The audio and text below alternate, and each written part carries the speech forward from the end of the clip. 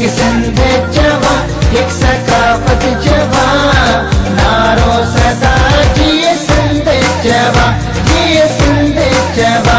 नाज़रीन अवामी न्यूज़ में खबरों सिलसिलो जारी है। इन वक्त कहिड़ा मां ख़बर ॾींदा सॼी सिंध जियां कहिड़ा शहर जे झर जंग में सकाफ़ती ॾियारो ज़ोर ऐं शोर सां मल्हाइण जूं तयारियूं तेज़ थी वयूं। उन सिलसिले में तालीम प्राय सिंध सवारी जो मुनासिबत सां खासकेली चौक भरिसां अल नफ़ीस मॉडल हाई स्कूल में स्कूल जी प्रिंसिपल मैडम शमा नाज़ डायरी ऐं स्कूल जे उस्तादनि मिस वेनगिच खासकेली, उस्ताद गुलाम मुस्तफ़ा मोरोजो, उस्ताद मोहम्मद रफ़ीक ऐं ॿियनि जी निगरानी में सिंध जी सकाफ़त बचाए बाबति रंगारंगी प्रोग्राम जी तकरीब कोठाई वई, जंहिंमें महिमान सुजाग बालक उस्ताद सूमर कासकेली हुआ। तकरीब में स्कूल जे सभी शागिर्दनि सकाफती वेस पेरे टोपी अजरक पटको बदी प्रोग्राम में शिरकत की ऐं बेहतरीन नमूने टेबलोस पेश कया, जॾहिं त इन सकाफती प्रोग्राम में आयल महिमाननि ऐं शागिर्दनि जे वालिदेननि के सिंध जी सकाफत तौर अजरक ऐं टोपी जा तोहफ़ा ॾिना विया। जॾहिं त तकरीब के खिताब कंदे अॻवाननि चयो त अल नफ़ीस मॉडल हाई स्कूल जे समूरनि उस्तादनि ऐं लेडी टीचर्स जी महिनत तमामु घणी सारा जोगी है। इन्हनि के जस हुजे जिन जी महिनत सां अॼु असांजा ॿार इस्लामाबाद में तइलीम हासिल करण सां गॾु पंहिंजी सिंध जी सकाफत पिण मल्हाए रहिया आहिनि। हिननि वधीक चयो त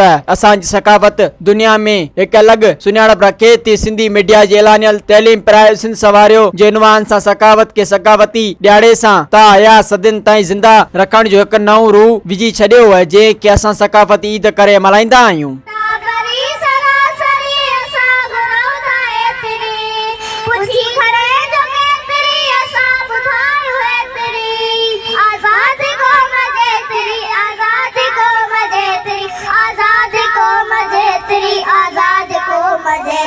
जो सच नहीं अता सड़े, जो सच नहीं अता सड़े, सो सिंध माल दे वने, सो सिंध खे छॾे वने।